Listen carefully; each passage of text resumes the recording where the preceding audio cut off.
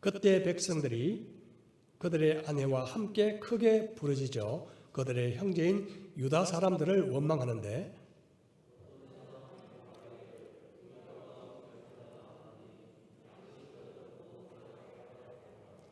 어떤 사람들은 말하기를 우리가 밭과 포도원과 집이라도 저당 잡히고 이 흉년에 곡식을 어찌하고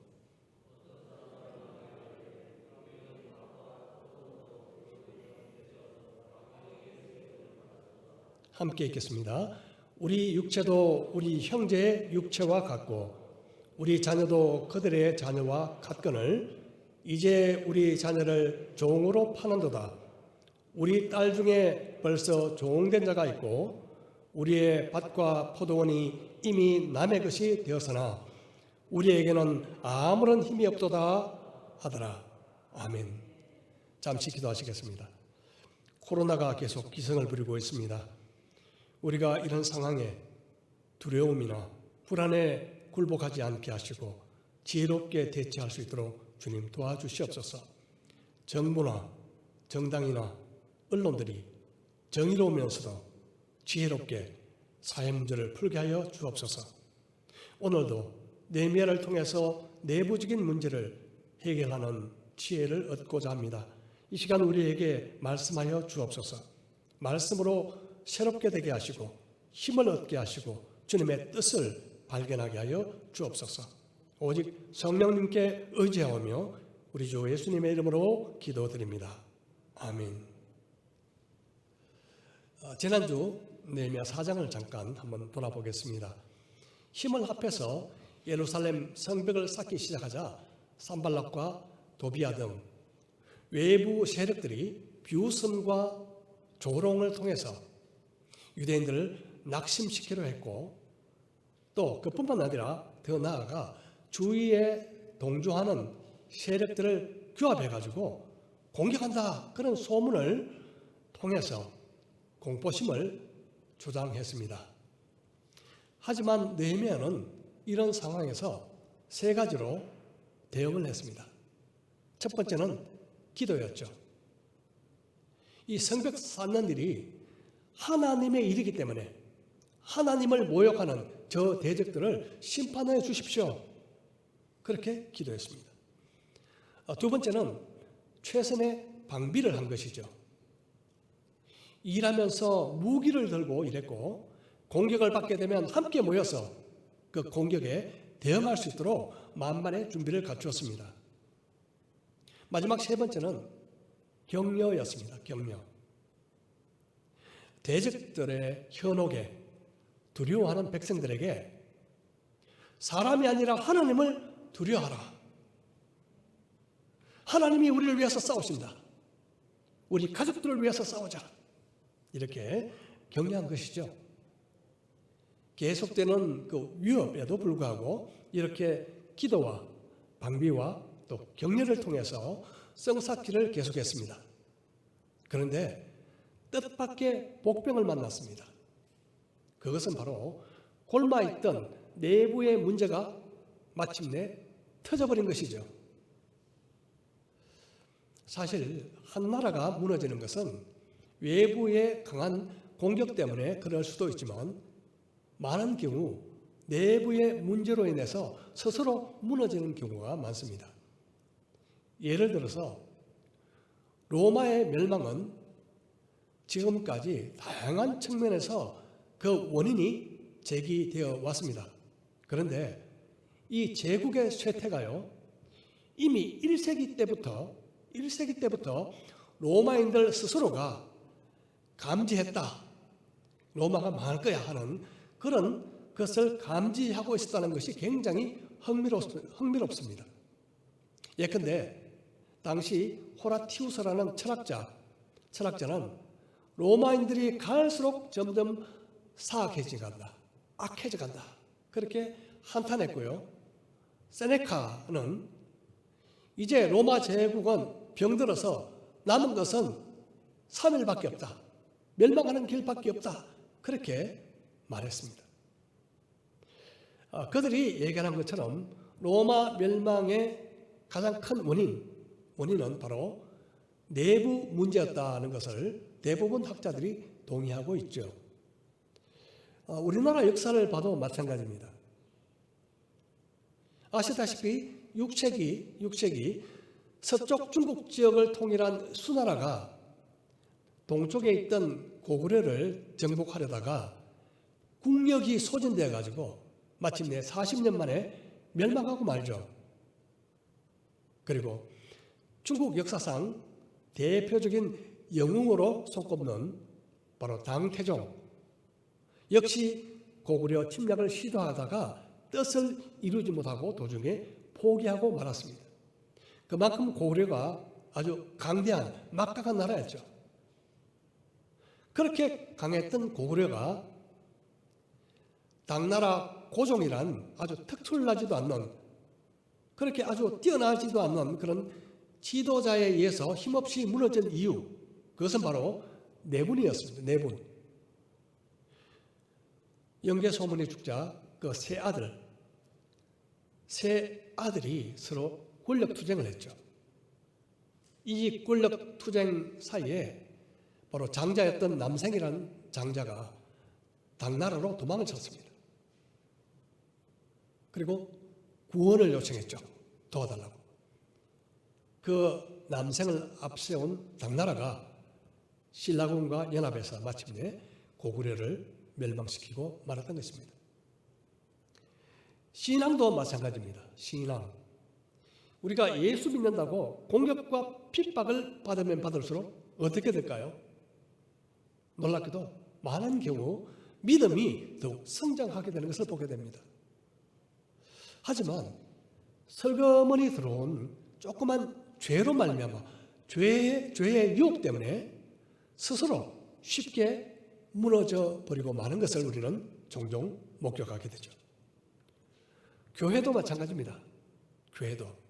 교회가 깨어지는 가장 큰 이유는 외부의 어떤 큰 핍박보다도 바로 내부적인 문제와 갈등 때문이죠. 외부의 위협은 안으로 점점 더 뭉치게 만들지만 내부적으로 금이 가 있으면요, 밖에서 조금만 타격을 줘도 깨어져 버리고 마는 것입니다.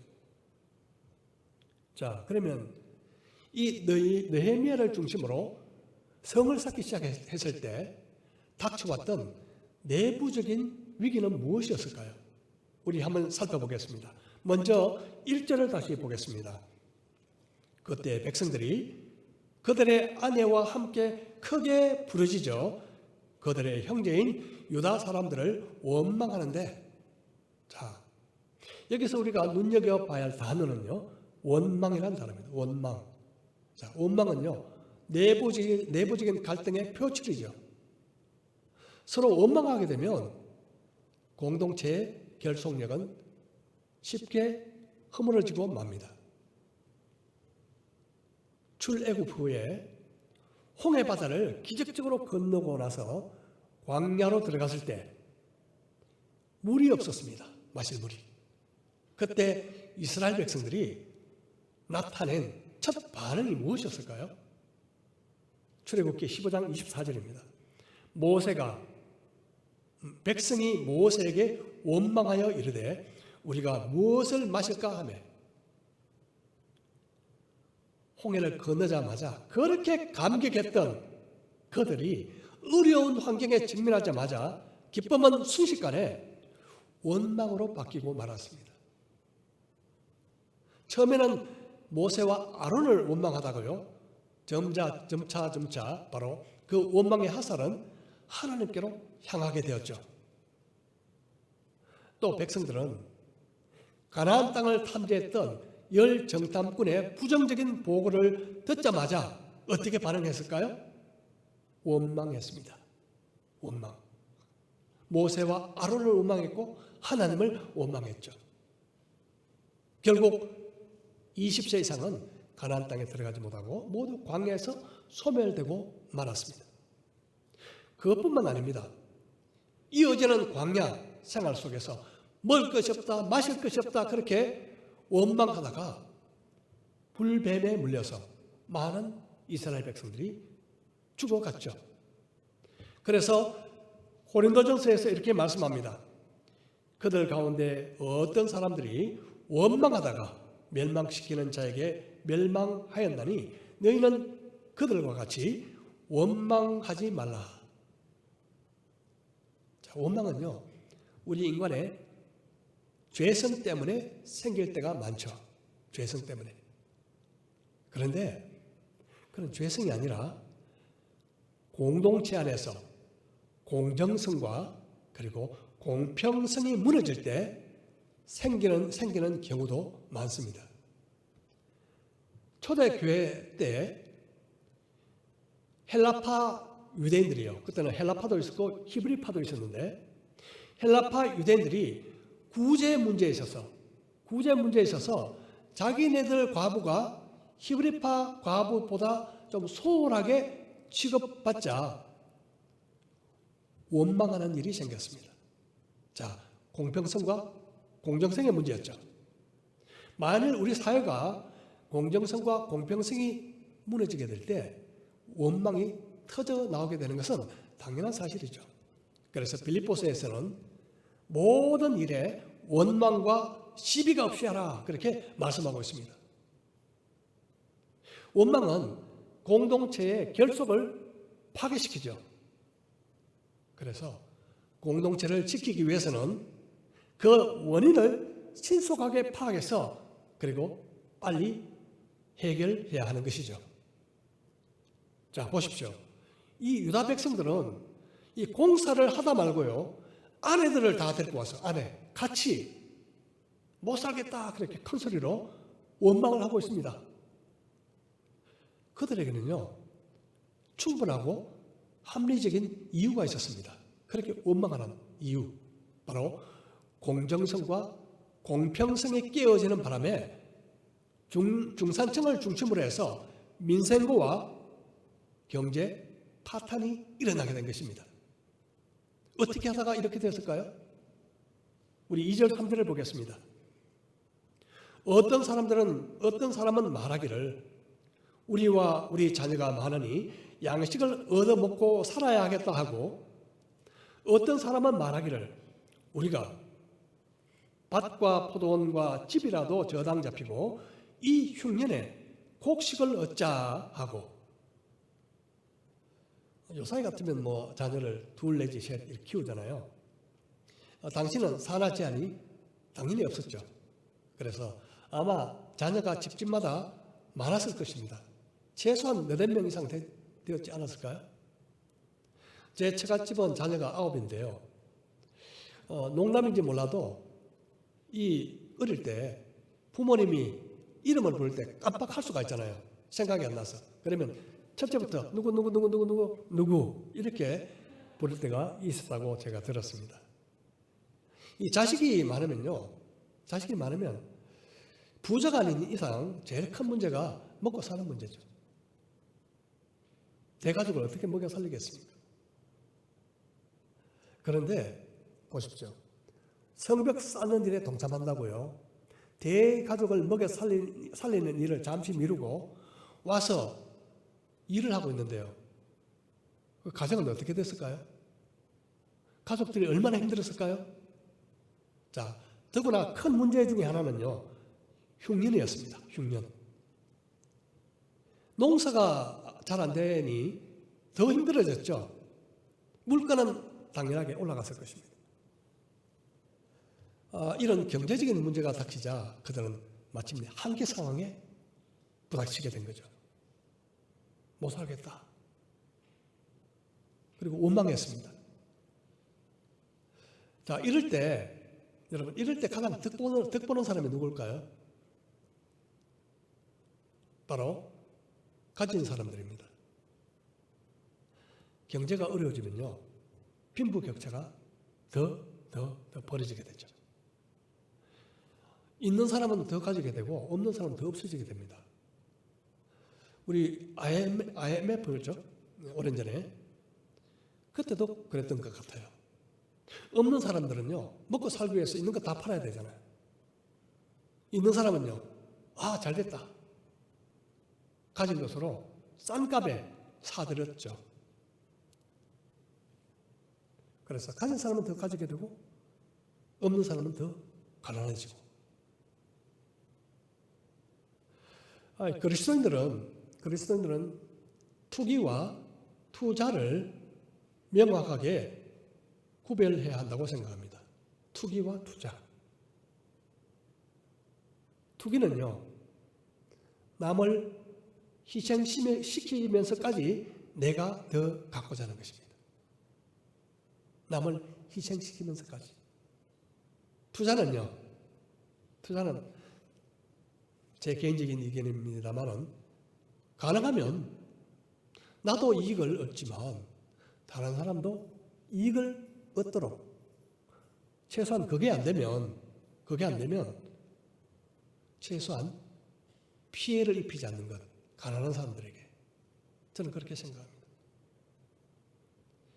내가 더 가지기 위해 수단과 방법을 가리지 않는 것, 내가 더 가지기 위해 가난한 사람들을 더 가난하게 만드는 것, 이것은 하나님의 뜻에 위배된다고 믿습니다.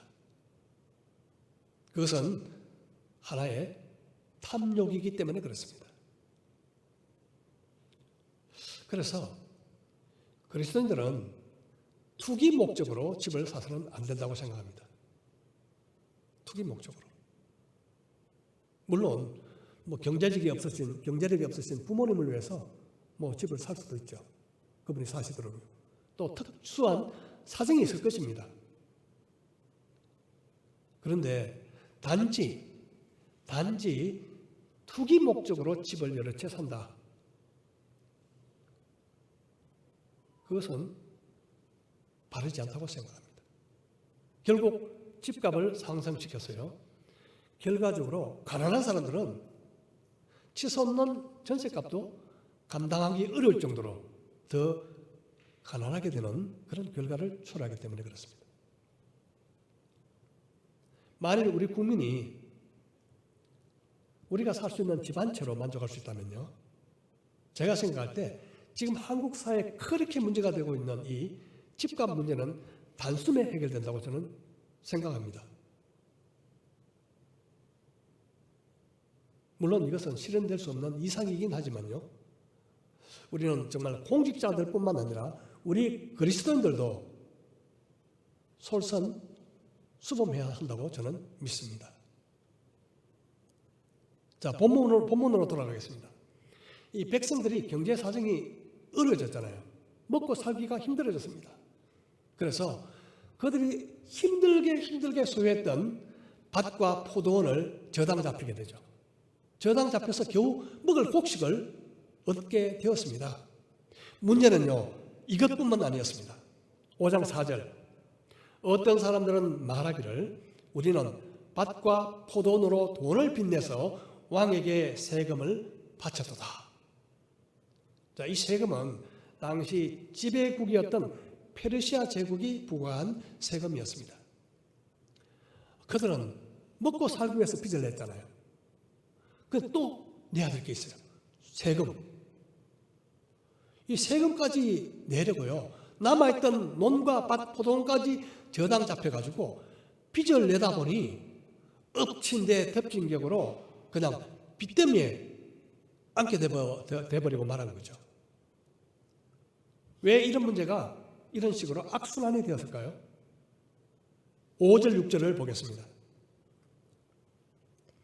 우리 육체도 우리 형제의 육체와 같고 우리 자녀도 그들의 자녀와 같거늘 이제 우리 자녀를 종으로 파는도다. 우리 딸 중에 벌써 종된 자가 있고 우리의 밭과 포도원이 이미 남의 것이 되었으나 우리에게는 아무런 힘이 없도다 하더라. 내가 백성의 부르짖음과 이런 말을 듣고 크게 노하였으나. 느헤미야가 듣고 보니 문제가 심각했습니다. 힘들게 갖게 된 밭과 포도원도 이미 남의 소유로 넘어가 버렸죠. 이제 아무리 해도 빚을 갚을 수 없는 절망적인 처지가 되고 말았습니다. 그러자 이제 우리의 자녀들을 종으로 팔 수밖에 없는 그런 아주 비극적인 상황에 처하게 된 것이죠. 이 백성들이 얼마나 정말 한탄스러웠겠어요. 이 백성들의 원망을, 부르짖는 원망을 듣고 난 느헤미야는요, 크게 분노했습니다. 크게 분노했습니다. 누구를 향한 분노였을까요? 백성들을 향해서? 원망 왜 해? 그런 분노였을까요? 아닙니다. 그 분노는 같은 동족 중에 가진 자, 특히 귀족들과 관리들에 대한 분노였습니다.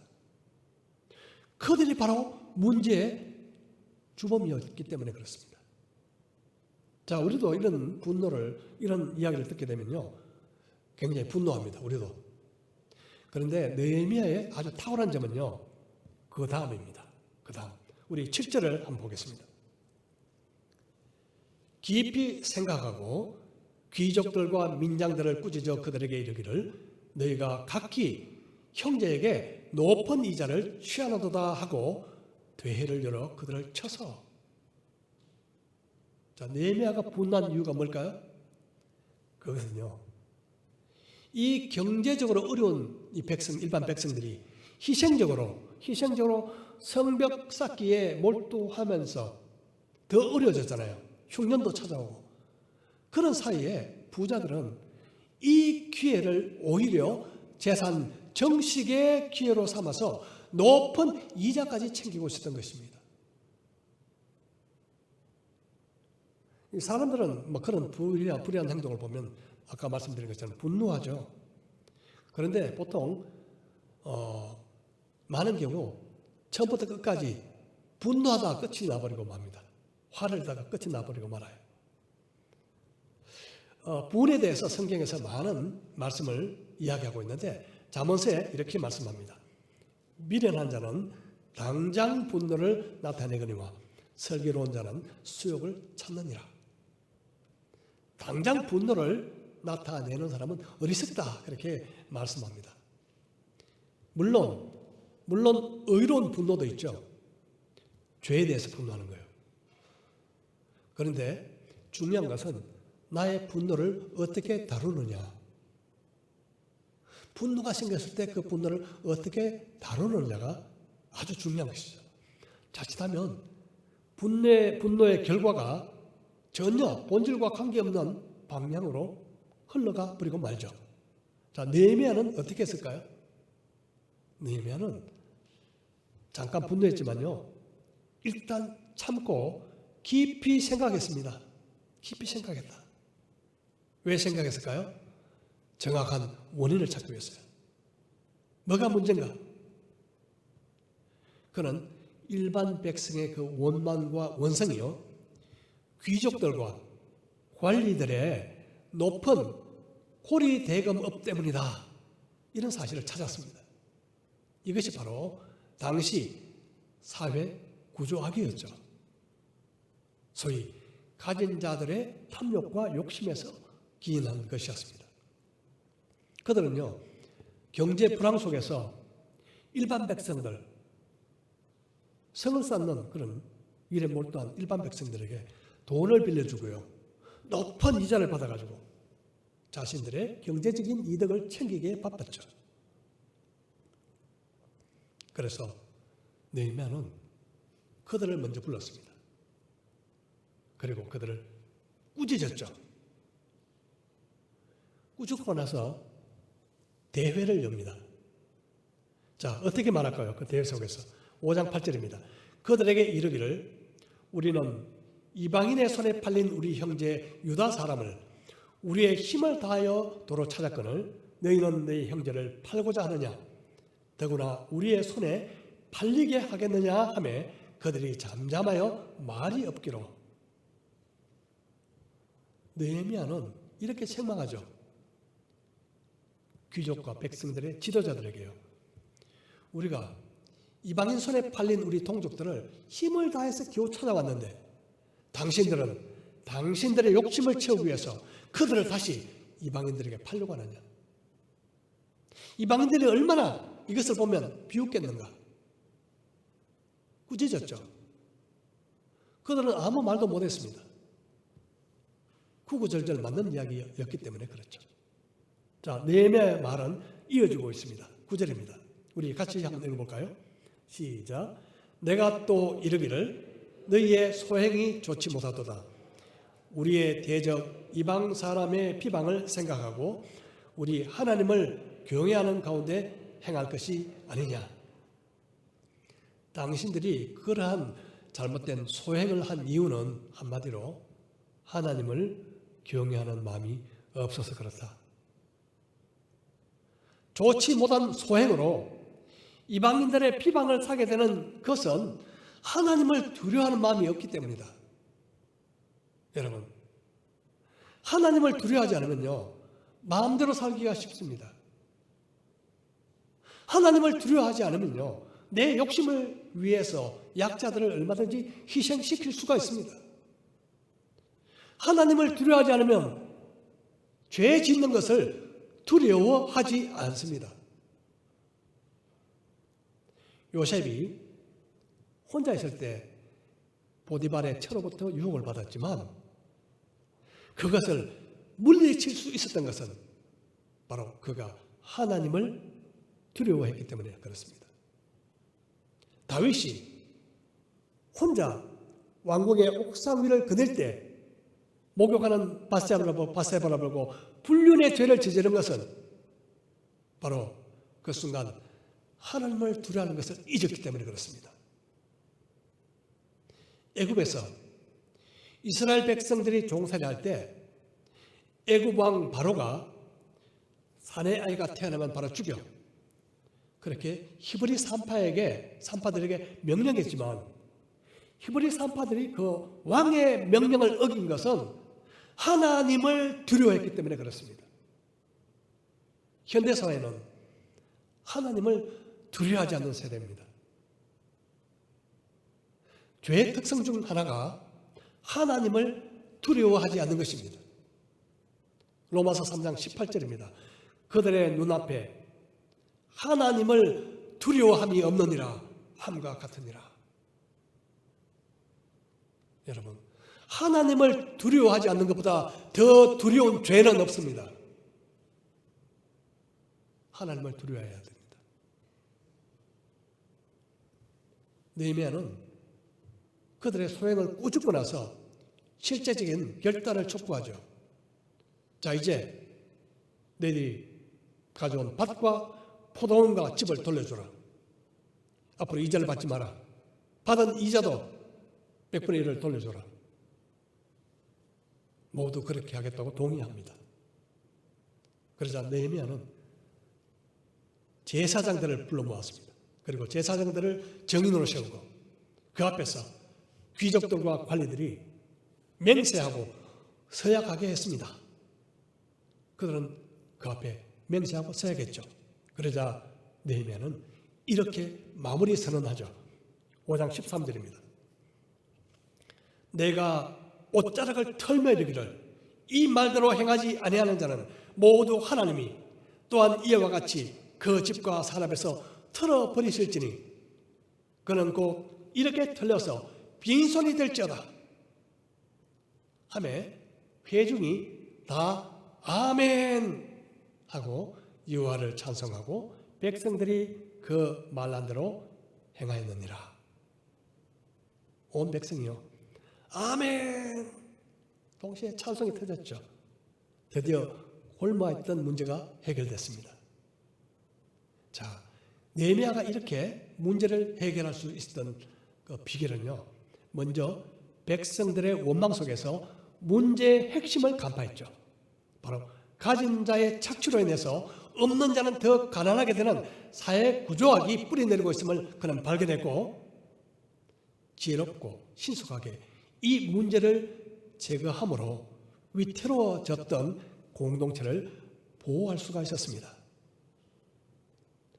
그가 문제를 해결할 수 있었던 또 하나의 아주 중요한 이유가 있습니다. 5장 14절 15절입니다. 또한 유다 땅 총독으로 세움을 받은 때 곧 아닥사스다 왕 제20년부터 제32년까지 12년 동안은 나와 내 형제들이 총독의 녹을 먹지 아니하였느니라. 나보다 먼저 있었던 총독들은 백성에게서 양식과 포도주와 또 은 40세겔을 그들에게서 빼앗았고 또한 그들의 종자들도 백성을 압제하였으나 나는 하나님을 경외함으로 이같이 행하지 아니하고 도리어 이 성벽 공사에 힘을 다하여 땅을 사지 아니하였고 내 모든 종자들도 모여서 이 일을 하였으며. 권력은 쉽게 부패해지기가 쉽습니다. 권력자는 일반인들보다 경제의 흐름에 대한 정보를 훨씬 더 많이 가지고 있고요. 그리고 또 유혹에도 더 많이 노출되어 있습니다.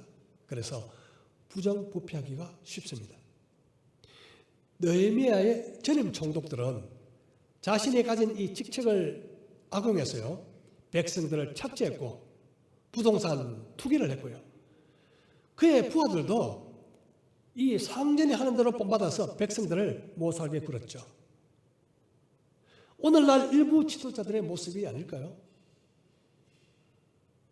하지만 느헤미야와 자신의 부하들은 그렇게 하지 않았다. 그렇게 하지 않고 함께 성을 쌓는 일에 솔선수범했다. 그렇게 말하고 있습니다. 비록 매일 회의 주제 때문에 식사를 갖춘 것 외에는 나는 총독의 자리에 있는 동안 봉급을 받지 않았다. 그렇게 고백합니다. 물론 봉급을 받지 않는 것이 받는 것이 잘못이 아니죠. 당연한 권리죠. 하지만 느헤미야는 백성들의 고충을 누구보다도 더 잘 알고 있었기 때문에 솔선해서 백성들에게 더 이상의 짐을 지우지 않기 위해서 자신을 희생했던 것이죠. 저도 이전에 개척교회 7년 동안 할 때 이 사례비를 받지 않은 적이 있었습니다. 물론 그 당시는 제가요, 직업이 따로 있었기 때문에 그것이 가능했죠. 정말 그때는 누구에게도 아주 당당할 수가 있었습니다. 물론 지금은 그렇지 않다는 건 아니지만 그때는 저 당당했습니다. 만일 지도자가 스스로가 하지 않는 일을 남에게 요구한다면 당신 일이나 잘하셔. 이런 말이 절로 나오지 않겠습니까? 요사이 흔히 쓰는 말로요, 내로남불. 이런 말이 지도청에 회자되는 것은 정말 바람직하지 못한 일이라고 생각합니다. 자, 느헤미야가 이런 청빈한 삶을 살게 된 원동력 무엇일까요? 우리 마지막으로 15절 같이 한번 읽어보겠습니다. 시작. 나보다 먼저 있었던 총독들은 백성에게서 양식과 포도주와 또 은 40세겔을 그들에게서 빼앗았고 또한 그들의 종자들도 백성을 압제하였으나 나는 하나님을 경외함으로 이같이 행하지 아니하고. 뭐라고요? 하나님을 경외함으로. 여기서 하나님을 경외한다는 말이 또 나오죠. 느헤미야는 내가 하나님을 두려워하기 때문에 이같이 하지 않았다. 그렇게 고백합니다. 느헤미야의 청빈한 삶의 동기는 바로 하나님을 경외하는 삶, 하나님을 두려워하는 삶이었던 것이죠. 지도자가 하나님을 경외하지 못하는 삶을 사는 그 순간부터 잘못된 욕심에 빠지기가 쉽습니다. 이탈하기가 쉽습니다. 이것은 지도자뿐만 아니라 우리 모든 사람들에게 해당되는 이야기입니다. 저는 간혹 두려울 때가 있습니다. 간혹요. 겁이 날 때가 있어요. 혹시 내가 살다가 하나님을 두려워하는 것을 깜빡 잊어버리고 사람들로 하여금 실족하게 만드는 죄를 혹시 짓지 않을까? 신문지상에 나오는 그런 사람들, 소수의 그런 지도자들처럼 말입니다. 저도 혹시 그렇게 되지 않을까 하는 두려움이 가끔 들 때가 있습니다. 그때마다 저는 이렇게 기도할 때가 많습니다.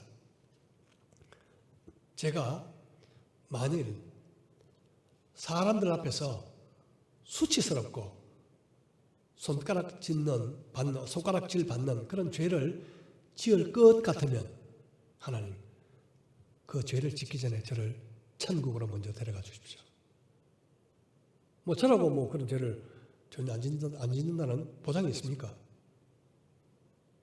저는 간혹 그런 기도를 합니다. 그런 생각이 들어올 때 혹시 그렇게 된다면 그 죄를 짓기 전에 미리 저를 천국으로 데려가 주십시오. 혹시 제가 어느 날 갑자기 이 세상에서 사라진다면 하나님이 제 기도를 응답하셨다, 그렇게 생각하셔도 좋겠습니다. 마무리하겠습니다. 느헤미야는 공동체 내에서 구조적인 악을 발견했을 때 그는 분노했죠. 하지만 절제 있는 분노를 나타냈습니다. 그는 문제의 원인을 확실하게 찾았죠. 책임 소재를 분명히 했죠. 그리고 관련자들을 먼저 불러서 그들을 꾸짖었습니다. 그리고 대회를 열었죠. 대회를 열어서 사적인 자리에서 했던 것처럼 똑같이 공적인 자리에서도 잘못을 다루었습니다. 여기서는 이 소리 하다가 저기서는 저 소리를 한 것이 아니죠. 그는 그리고 올바른 해결책을 제시했고요. 제사장들 앞에서 맹세와 약속을 하게 함으로써 당사자들이 하나님 앞에서 책임을 지도록 분명히 못을 박았습니다. 이렇게 해서 백성들의 원망을 해결하고 깨어질 뻔한 그런 공동체의 위기를 그는 수습했습니다. 자, 이 모든 일은요, 그가 지도자로서 앞장서서 청빈한 삶을 살아가는 그 본을 보였기 때문에 가능한 일이었습니다. 자, 이 모든 과정을 통해서 느헤미야의 삶 속에 가장 두드러지게 보이는 한 가지가 있다면 그것이 뭘까요? 하나님을 두려워하는 삶. 느헤미야는 예루살렘 성벽이 무너졌습니다, 불탔습니다, 그런 소식을 들었을 때 슬퍼하고 울면서 이렇게 기도했죠. 크시고 두려우신 하나님이여, 크고 두려우신 하나님이여, 자신들의 탐욕으로 인해서 공동체에 심각한 위기를 초래했던 부자들과 관리들에게 뭐라고 이야기했습니까? 하나님을 경외함으로 이렇게 하지 않아야 될 것이 아니냐, 그렇게 책망했습니다. 무엇보다도 느헤미야 자신은요, 나는 하나님을 경외했기 때문에 저는 총독들처럼 착취하거나 압제하지 않았습니다, 그렇게 고백합니다. 하나님을 두려워하는 삶이 우리를 지켜줄 것입니다. 하나님을 두려워하는 삶을 멈추는 순간 우리는 죄를 두려워하지 않게 될 것입니다. 죄를 두려워하지 않는 이유가 뭘까요? 그러면 하나님을 두려워하지 않기 때문에 그렇습니다. 하나님을 두려워하지 않으면 이기적이 됩니다. 하나님을 두려워하지 않으면 마치 무신론자처럼 살아가게 될 것입니다. 하나님을 두려워하지 않는 일만큼 더 두려운 일이 없습니다. 우리 모든 경성대학교의 성도들이요, 정말 하나님을 두려움으로 매일 매 순간을 살아가는 은혜가 있기를 주님의 이름으로 축복합니다. 우리 말씀을 생각하면서 우리 각자 잠시 기도하겠습니다.